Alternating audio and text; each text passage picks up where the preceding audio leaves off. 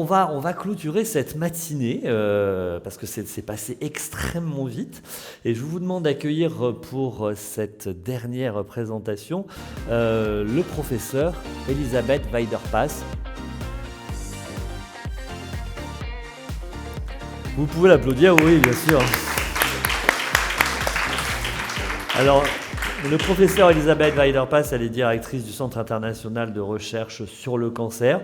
Je suis très très heureux de pouvoir accueillir Elisabeth Weiderpass. C'est très très rare de pouvoir avoir Elisabeth Weiderpass pour toute une matinée avec nous pour parler de ces questions de prévention, de recherche en prévention. C'est des enjeux qui sont essentiels et fondamentaux pour le cirque, bien évidemment.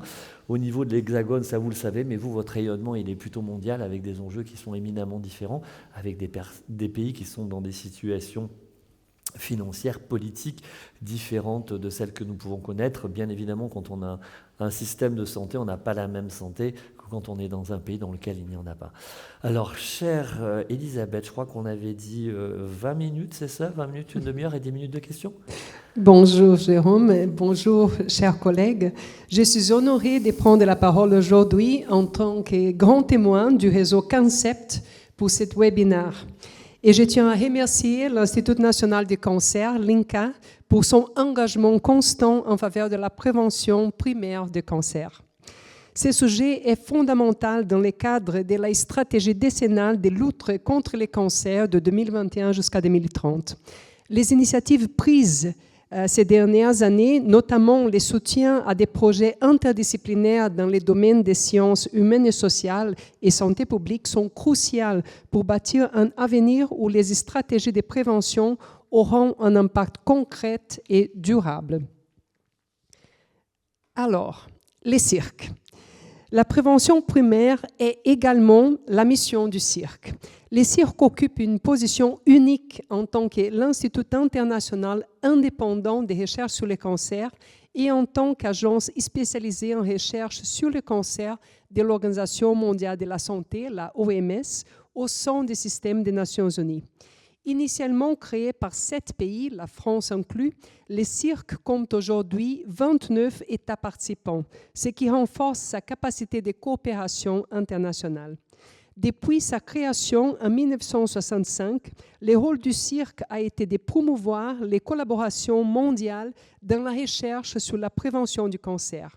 L'agence est interdisciplinaire, réunissant des compétences en surveillance du cancer, épidémiologie, sciences des laboratoires et biostatistiques pour surveiller la charge mondiale du cancer et identifier les causes du cancer, afin que des stratégies de prévention puissent être adoptées et réduire la charge de la maladie au niveau mondial. Les cirques mènent des recherches dans les pays à revenus faibles et intermédiaires par le biais des partenariats et des collaborations avec des chercheurs dans ces régions. Les cirques et les réseaux Concept ont une vision commune, promouvoir la recherche scientifique pour renforcer la prévention du cancer à l'échelle internationale, mais aussi nationale. Concept, en tant que réseau de recherche dédié à la prévention du cancer, joue un rôle clé dans le développement et la mise en œuvre des stratégies de prévention primaire. Ce réseau met l'accent sur les actions visant à réduire l'incidence des cancers en agissant sur les facteurs de risque connus tels que les comportements individuels, les expositions environnementales et les déterminants sociaux. Je voudrais souligner à quel point le réseau Concept constitue une réponse solide aux priorités fixées par l'INCa. En structurant et en coordonnant la recherche dans les champs de la prévention primaire, Concept crée un cadre propice au développement des projets de recherche innovantes et ambitieux. Particulièrement, Concept vise à créer des synergies entre des différents composants de la prévention. Par exemple, entre la prévention primaire et secondaire ou encore entre des approches populationnelles et approches ciblées sur des personnes à haut risque. De ce fait, Concept adresse la problématique de la fragmentation dans les domaines de la prévention qui consiste à compartimenter les concepts, par exemple prévention primaire, secondaire, les structures, secteur de la santé, secteur communautaire, etc., et des cibles, comme la population générale, la population sélectionnée et la population ciblée. C'est bien cette absence de lien entre les différents composants qui entraîne un manque d'efficacité dans la prévention du cancer. En créant des synergies entre les différents composants de la prévention, Concept incarne ce que l'INCa recherche, des initiatives qui ne se limitent pas à l'acquisition de nouvelles connaissances, mais qui les transforment en actions concrètes et applicables sur le terrain. Des approches participatives sont, dans ces contextes, un levier majeur. Alors, la vision internationale de la prévention primaire. En tant que directrice du CIRC, mon regard sur la prévention s'ancre dans une perspective mondiale. 20 millions de nouveaux cas de cancer dans le monde dans l'année 2022, selon les critères déterminés et les estimations du CIRC, et 10 millions de décès par cancer. On attend jusqu'à 2050 une augmentation de 77%, ça veut dire 35,3 millions de nouveaux cas de cancer et 18,5 millions de décès par les cancers en 2050. C'est une augmentation énorme. Les estimations mondiales révèlent des inégalités frappantes dans la charge du cancer selon l'index de développement humain. Les plus fortes augmentations sont prévues dans les pays à revenus faibles et intermédiaires. Les fardeaux des cancers continuent à croître à travers le monde et pourtant, nous savons qu'une proportion significative de cancers peut être évitée. 40 et même jusqu'à 50% des cancers pourraient être évités. Ce qui a révélé une étude que le CIRC, soutenu par l'INCa, est menée en collaboration avec les agences sanitaires françaises en estimant la proportion des cancers attribuables au mode de vie et à l'environnement en France en 2015. Il serait pertinent de poursuivre ce travail en modélisant des interventions de prévention et en estimant le nombre de cancers qui pourraient être évités par rapport à différents objectifs de prévention, analogue à ce qui a été fait au Canada par les projets COMPARE. Ce serait très utile pour Concept et pour d'autres acteurs et organisations pour prioriser les interventions. On retrouve les mêmes chiffres dans toute l'Europe. 1,3 million de cancers évitables en Europe si les politiques de prévention des pays les plus performants étaient mises en œuvre dans toute l'Europe. Dans ce contexte, il est évident que la prévention primaire reste une des stratégies les plus efficaces dans la lutte contre les cancers. Toutefois, pour que ces efforts soient couronnés de succès, il est impératif que les pays adoptent des stratégies intégrées et à long terme, pas seulement pour modifier les comportements individuels, mais aussi pour agir sur les déterminants sociaux et environnementaux. L'action sur les déterminants sociaux et environnementaux nécessite des collaborations intersectorielles et de prendre en compte la santé dans les décisions stratégiques d'autres secteurs sociaux et économiques. Ça veut dire la santé dans toutes les politiques, comme dit l'OMS. Les déterminants commerciaux de la santé, qui désignent l'influence des activités commerciales et des entreprises sur la santé publique, jouent un rôle crucial dans la santé des populations, car il est impactant directement les comportements, les environnements et les systèmes qui influencent les résultats sanitaires.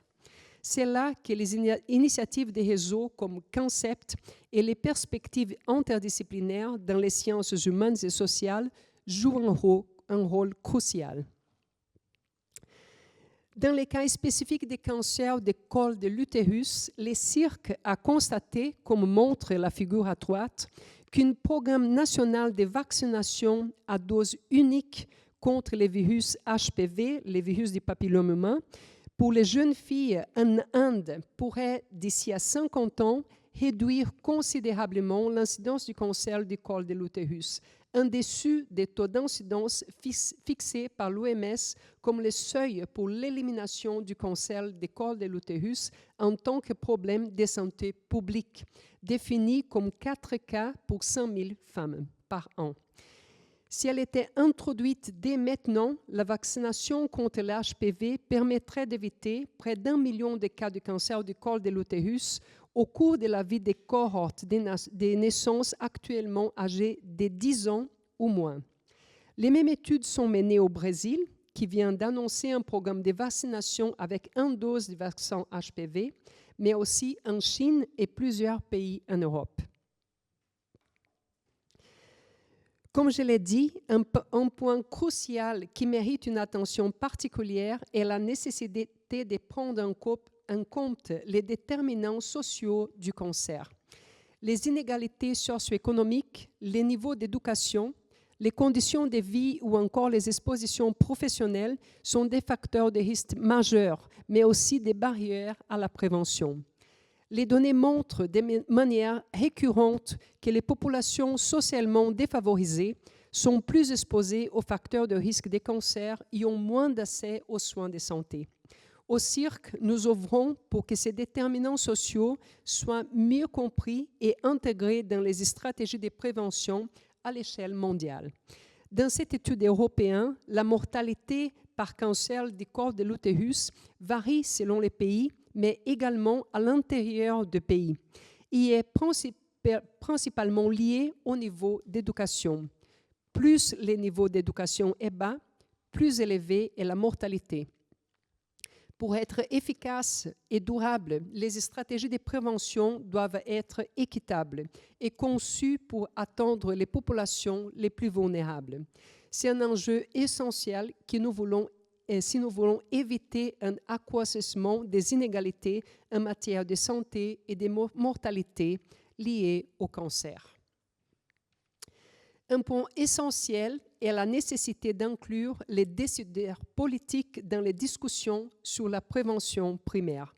La prévention du cancer doit être au cœur des agendas politiques et nous devons convaincre les gouvernements de l'importance d'investir dans les actions préventives, de la législation à la régulation des produits dangereux en passant par l'éducation des citoyens.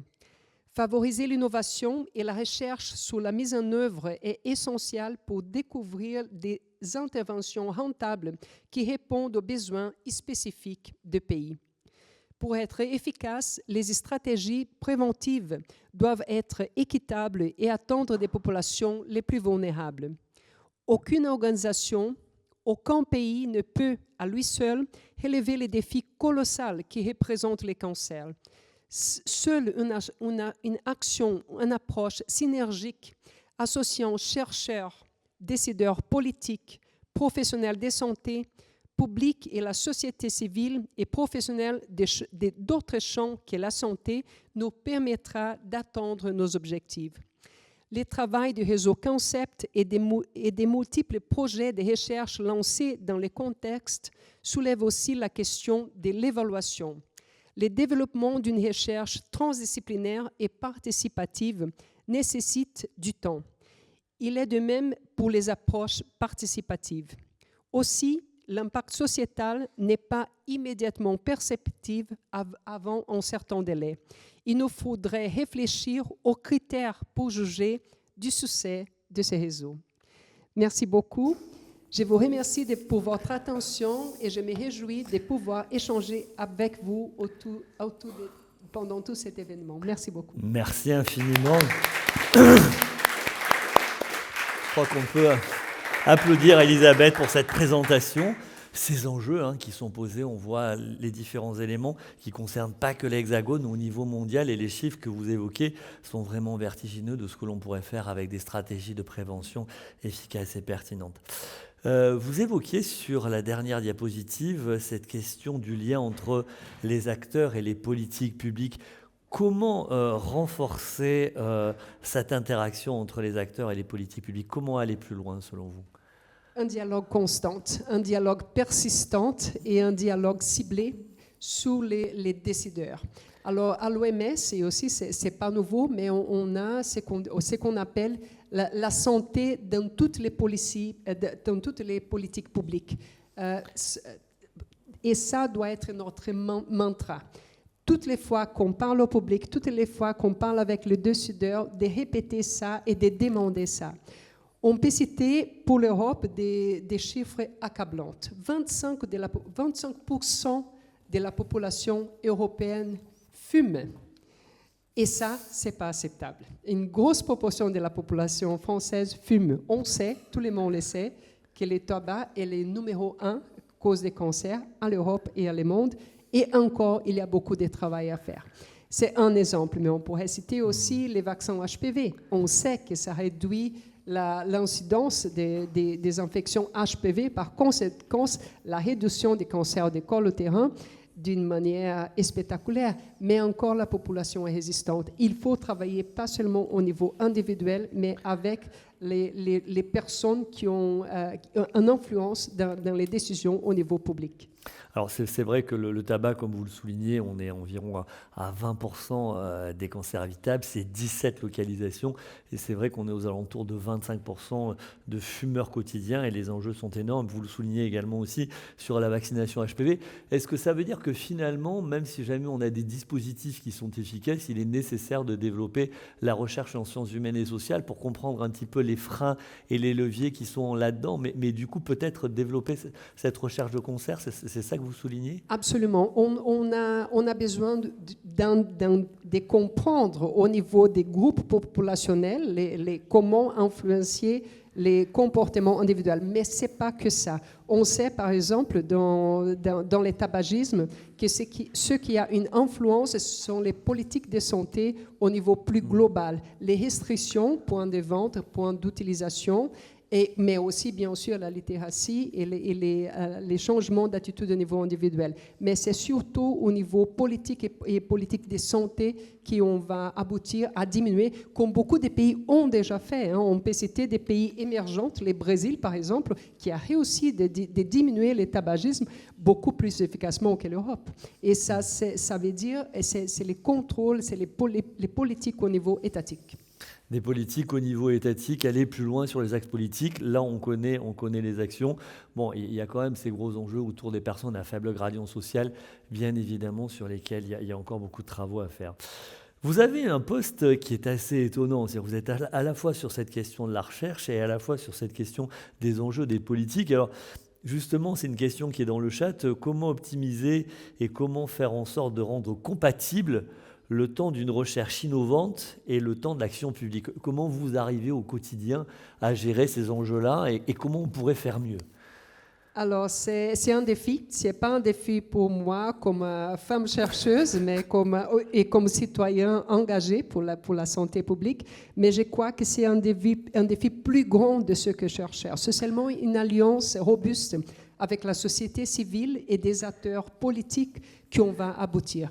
Et pour ça, je vous cite par exemple des programmes européens que je crois que sont innovants et extrêmement importants de soutenir et continuer à soutenir. C'est les plans européens pour frapper les cancers, European Beating Cancer Plan, et aussi la mission cancer au sein de l'Union européenne qui élève la question au-dessus de la recherche. Oui, il faut de la recherche basique, il faut de la recherche d'implémentation, mais il faut aussi élever les résultats de la recherche au niveau décisionnel politique. C'est seulement avec une alliance robuste avec la société civile et les preneurs de décision qu'on va aboutir à améliorer la situation. Donc un dialogue constant, une écoute aussi pour essayer de comprendre les enjeux, les problématiques des uns et des autres.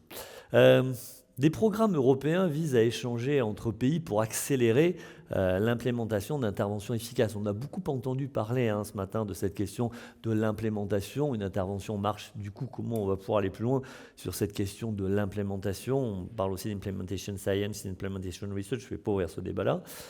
Mais ces programmes ne semblent pas prendre en compte le contre-pouvoir et le lobbying des industriels. Comment avancer là-dessus? L'éléphant dans la salle. Alors, voilà.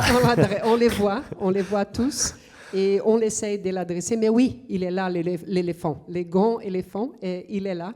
Et c'est très difficile à aboutir, à contourner ou à faire barrage aux influences économiques et industrielles, surtout dans des secteurs comme le tabagisme, l'alcool, la malbouffe, etc.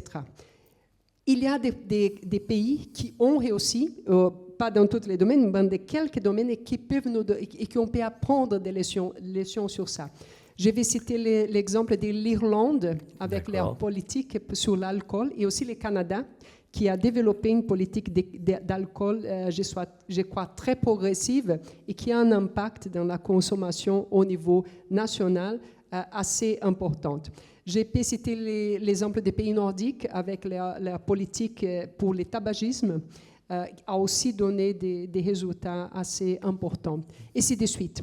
Je crois que la matière obésité, c'est un défi au niveau mondial. Les pays nous avons tous un grand défi, comment combattre l'obésité au niveau des enfants, au niveau des adultes, et comment changer les comportements des adultes. C'est possible de les changer. Je crois qu'il y a plusieurs études maintenant qui montrent que même des adultes peuvent changer leur comportement, mais il faut un travail soutenu de longue duration et de plusieurs types d'interventions au niveau sociétal pour y aboutir.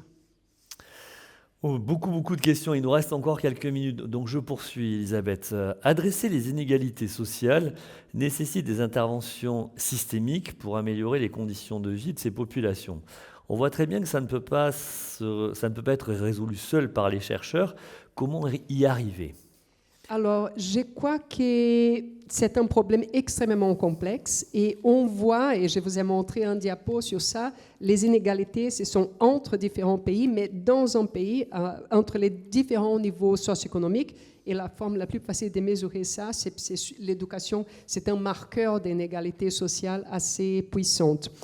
Alors, les politiques de prévention, je crois qu'elles doivent être ciblées au niveau des communications, mais aussi au niveau des politiques publiques, des facilités d'enlever les barrières d'accessibilité aux produits, par exemple, produits alimentaires de grande qualité, aux écoles, en cantine pour les ouvriers, mais aussi dans les zones défavorisées. On pourrait penser avec des subsides pour les aliments sains, au détriment des aliments qui ne sont pas nécessairement recommandés. C'est une des politiques à faire. D'autres types de politiques pour le tabagisme, alors je crois qu'il y a des collègues beaucoup plus qualifiés que moi pour donner des recommandations au niveau gouvernemental, mais c'est surtout la restriction, la taxation, augmenter les taxations et faire diminuer l'accessibilité, surtout au public jeune. Pas seulement des produits du tabac, mais des produits qui contiennent de la nicotine, qui ne sont pas nécessairement liés au tabac, mais qui enlèvent une jeune génération des enfants et des adolescents vers une addiction pour la vie et qui va nécessairement les faire retomber sous les tabagismes, comme on a vu, par exemple, en Australie. Alors, on a parlé il y a quelques secondes de cet éléphant dans la pièce. Bon, quand on parle de tabac, quand on parle de nicotine, c'est vrai qu'il y a deux gros débats qui émergent. Est-ce qu'on veut une société sans tabac ou est-ce qu'on veut une société sans nicotine ? On voit que finalement, des deux côtés de la Manche, et plutôt des deux côtés de l'Atlantique, les positions ne sont pas tout à fait les mêmes, mais on ne va pas ouvrir ce débat. Je crois que la France a été quand même très volontariste sur la puff, parce qu'on voyait très bien que ces dispositifs étaient plutôt avec des goûts qui ne semblaient pas vraiment aller dans ces perspectives-là. Mais du coup, quels sont les autres pays qui ont interdit la puff et qu'est-ce que vous en pensez au niveau de l'IARC de cette question de la puff du coup ? Je parle au niveau Organisation mondiale de la santé. Les produits du tabac et de la nicotine n'ont rien à faire dans la santé populationnelle. Ils ne sont pas bénéfiques dans aucun cas et ils doivent être évités. Alors, ma considération, c'est dans les poumons d'un jeune enfant ou d'un adolescent, les tabacs et des produits liés à la nicotine n'ont aucune place. Ils ne sont pas bénéfiques et ils vont causer des problèmes, pas seulement au niveau cancer, mais au niveau d'autres maladies, notamment cardiovasculaires, mais aussi des problèmes d'addiction qui peuvent entraîner d'autres addictions. Alors arrêtons tout ça, ça n'a aucune place dans la société française, européenne ou dans le monde. Bon, alors, dernière question, parce qu'on arrive pile poil au bout. Donc, vous, quel est votre regard sur le réseau Cancer et sur les enjeux en termes de prévention des cancers ? Alors, ce réseau est un réseau innovant. C'est un réseau qui montre les chemins pour la France, pour l'Europe et pour d'autres pays, comment on peut cibler des préventions sur des populations à risque, mais aussi sur des populations qui sont défavorisées pour diminuer les fardeaux des cancers au niveau des préventions primaires, secondaires, mais aussi des déterminants sociaux sur les cancers.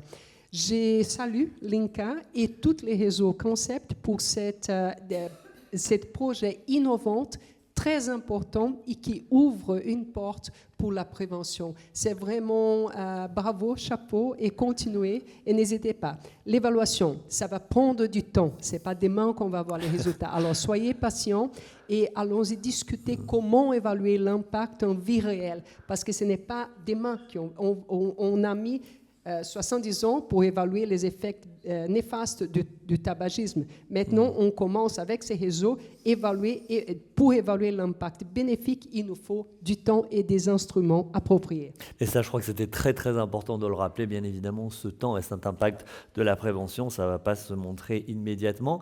Béatrice, tu voulais rajouter peut-être quelque chose pour le mot de clôture? Il faut que tu viennes par ici, parce que nous allons clôturer. Il te reste 1 minute. Oui, ça c'est vrai. Je suis pas très grande, il faut une petite échelle pour montrer sur la chaise. Merci de me donner cette occasion de dire quelques mots, tout d'abord en remerciement à Elisabeth pour avoir accepté, malgré cet agenda extrêmement chargé et les multiples sollicitations, de venir aujourd'hui en tant que grand témoin avec une vision internationale et institutionnelle, apporter ton regard sur le réseau Concept.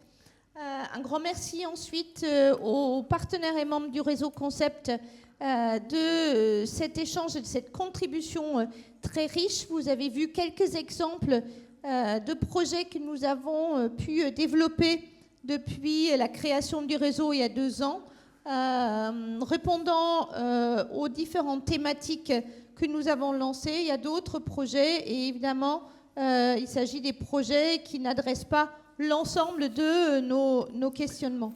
Comme vous avez pu voir, il y a beaucoup de questions qui restent encore ouvertes, liées à la temporalité, liées à la question. Et je pense que c'est très important ce que tu as dit, Elisabeth. Comment évaluer l'impact du réseau, la prévention, les résultats de la prévention, notamment en termes d'incidence du cancer? C'est pas demain, c'est petit à petit et un certain nombre de succès, comme l'implication des citoyens. Ça ne se remarque pas tout de suite.